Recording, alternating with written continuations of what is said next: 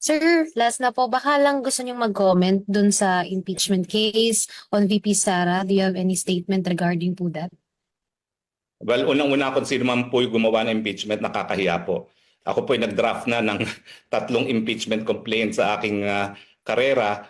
Hindi naman ako magsasampa ng ganun. Wala namang kabisi-basihan ang mga impeachment grounds niya.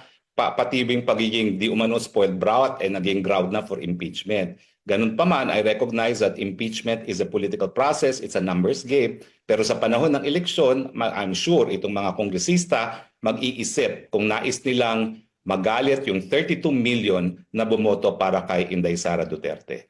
Meron nga gumawa ng computation na kung pag sasama-samahin mo lahat ng boto na nakuha ng mababang kapulungan, hindi pa yan aabot sa 32 million.